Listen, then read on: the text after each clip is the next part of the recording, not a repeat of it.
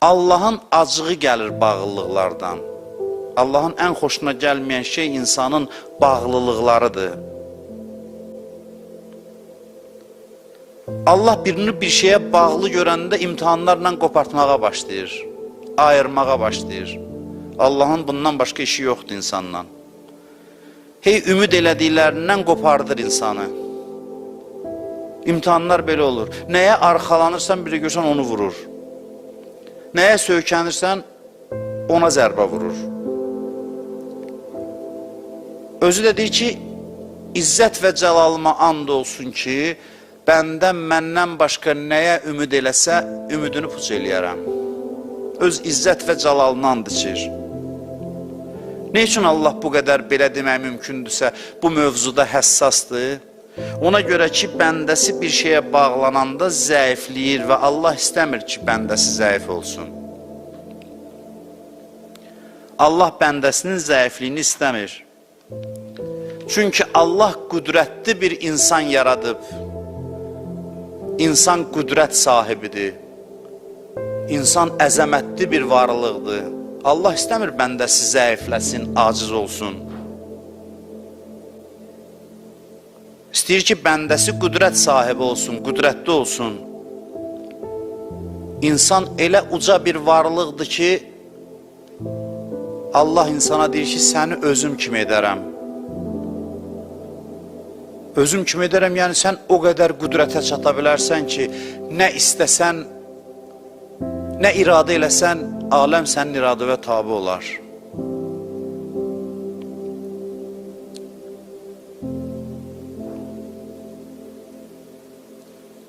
İnsan asıllıqlardan qopduqda bir qüdrət nöqtəsinə bağlanır. Allah insanı belə yaradıb ki, insan bir nöqtəyə bağlanmalıdır. Ruh 50 dənə yerə parçalandısa, ruh zəifləyir. Hər şeyə biraz enerji sərf eləyir. Təsəvvür edin, 100 dənə bağlılıqlar var. Dosta bağlanıb, filana bağlanıb, nə qədər sayırsan say, bu bağlılıqlar enerjisini alır ruhun. Burada dərhal sual yaranır ki, bəs necə? İnsan ancaq Allaha bağlansın, başqalarını sevməsin, quru bir, soyuq bir varlıq kimi gəlsin, heç nəyə sevgi bəsləməsin. Xeyr, belə deyilmir. Deyirsən, hər şeydən qop, hər şeydən qop. Bitiş Allaha, Allaha bitişməklə hər şeyə təzdən bitişirsən. Təzdən daha şiddətli eşqlə başlayırsan hər şeyi sevməyə. Hətta cansız əşyaları belə. Sən əvvəl qırıl, kəsil, qop bütün bu canlılardan. Bitiş Allaha, Allaha bitişəndən sonra Allahın sevgisi varlığa nə qədər şiddətlidir. Sən də o sevgidən pay alıb başlayırsan hər şeyi sevməyə. Bu səndə artıq asıllıq yaratmır. Sən həm azadsan, həm varlığı sevirsən. Daha şiddətli sevirsən. Çünki bir eşqin içində yerləşdirmirsən. Hamısı bir məhəbbətin içindədir. Bir sevginin içindədir. Sən hətta İbrahim də olsan, İbrahim Peyğəmbər, mütləq İsmayılı qurban gətirməlisən. Sənin İsmayılların çoxdur. Həyat ona görə verilib ki, bu İsmayılları bir-bir qurban verəsən. Bir-bir kəsəsən. Söhbət fiziki qurbandan getmir, daxildə olan o bağlılıqları kəsəsən. Məsələ bundadır. Allah istəyir ki, biz ruhi baxımdan, fikri baxımdan müstəqil olaq. Hətta maddi baxımdan müstəqil olaq. Keçən dəfə dedim, hədislər deyir, bacardığınız qədər kiminsə işçisi olmayın. Bacardığınız qədər. Öz ayağınızın üstündə durun, sahibkar olun. İşin sahibi olun. Öz ayağının üstündə dur. Allah bu mövzuya çox həssas yanaşır, bu məsələyə. Bəli, insan həyatı zəiflik və asıllıqla başlayır. Və həyat fəlsəfəsi nədir? Həyat fəlsəfəsi budur ki, insan həyat müddətində bir-bir asıllıqlardan qopmalıdır. Bax, bunun üçün biz yaşayırıq. Asıllıqları, bizi bağlayan bağları kəsməklə məşğul olmalıyıq. Biz bunun üçün varıq. Hər şeydən qopub bir qüdrət mərkəzinə bağlanmaq bizdən bu tələb olunur həyatda. Namaz qılmaqdırsa bunun üçündür.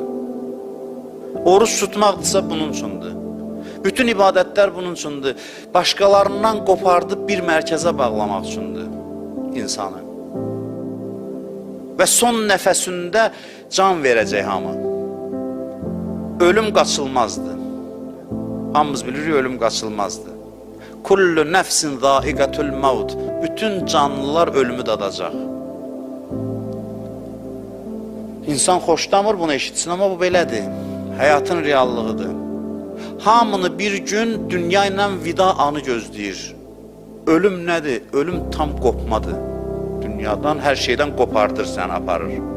Və sən sağlığında könüllü qopmamsansa, özün özünü qopartmamsansa, ölüm sənə çətin olur. Çünki sənin ürəyində nə qədər bağlar var. Ölüm gəlir səni dartır, o dəfə dediyim kimi. Kök salmış ağacı necə dartıb, xüsusi bir gərək maşın gəlsin ki, onu dartıb qopartsın. Qopa bilmir. Çünki sağlığında, diriliyində əgər özü bağlarını bağlasaydı, kəssəydi daha doğrusu, qopsaydı, ölüm bir an içində rahat, ruhu rahat ayrılacaqdı. Çünki onu bitişdirən, yerə çəkən bir şey qalmayıb. Bu həyatı belə tərcümə elədim mən. Həyat budur ki, axırda heç nə səni dünyaya bağlamasın. Elə rahat gedərsən ki, heç elə bildin ki, ona görə mömin təəccüb eləyir öləndə ki, ölüm buymuş. Elə bir ayağımı qoydum, bir aləmdən keçdim başqa aləmə. Bir yerdən başqa bir yerə keçdim. Amma bəziləri də var, o qədər yüzdənə şeyə bağlanıb, ölüm gələndə gözü qalır, fəryad eləyir, etiraz eləyir, narahat olur, qopa bilmir, ağır keçirdir. Söhbət fiziki can vermədən getmir. Ola bilər ki, bir xəstəlikdən bir ay əziyyət çəksin. Bundan söhbət getmir. Mənəvi halı çətin olur ölüm anında. Birinci mərhələ Allahdan qeyrisindən qopmaqdır və bu qopma uzun müddət davam eləməlidir. Son nəfəsvə qədər davam eləməlidir. Hamımız Ayətül Kürsünü oxuyuruq. Ayətül Kürsü Quranın canıdır. Quran-ı Kərimi Ayətül Kürsüyə sığışdırıb Allah. Ayətül Kürsüdə belə bir cümlə var. Fəmən yəkfur bit-tağut və yu'min billah. Buyurur ki, kim tağuta kafir olsa, tağut nədir? Allahdan qeyri bütün qüdrətlərə, Allahdan qeyri bütün güclərə kafir ol, əvvəl bu gəlir. Fəmən yəkfur bit-tağut, sonra deyir və yu'min billah və Allaha iman gətirsə. Allahdan qeyri qüdrətlərə kafir olmalısan, üsyan etməlisən, yəni mənəvi baxımdan qəbul etməməlisən. Fəmən yəkfur bit-tağut, əvvəl bu gəlir. Qopdun və yu'min billah, sonra bitişmə gəlir. Bunlardan qopub bitişirsən Allaha, nəticə nədir? Fəqəd istəmsəkə bil-urvətil vusqa, möhkəm ipdən yapışdı bu adam. Bu adam qüdrət mənbəyinə çatdı. Lənfisamə laha, qırılmaz bir ipdir. Əlində özü üçün bir dayaq nöqtəsi tapdı. Möhkəm dayaq nöqtəsi. Öz ayaq üstə durub möhkəmdir. Sarsılmazdı yanıb. Heç nə onu ayaqdan sala bilmir. Xalqımızın belə sözü var, üzr istəyirəm deyib, bunu nənəm də eləyər. Bəzi işlər var ki, çox asandır, deyir, nənəm də eləyər bunu. Quranda bu məzmunda ayə var ki, sadə dillə desək, nənəm də eləyər. O nədir? Buyurur ki, elə ki, bir gəmidə siz gedirsiniz, gəmi batmaq istəyir. Yəni batır, görürsən batır. Quran buyurur ki, dəavullah muxlisin. Elə yerdə hamısı Allahı çağırır xalis niyyətlə. Hamı Allahı çağırır. Ayədən belə başa düşülür ki, yəni bunu hamı eləyər. Bu çox asan məsələdir. Bir halda ki, xarici şərait səni hər şeydən qopartdı, bəla, onda da əlac qalmır ki, hamı. Hətta deyirlər, ateistlər də, o vaxt Allahı dananlar da özündən asılı olmayıb Allaha sığınır. Çünki şərait onu vadar elədi.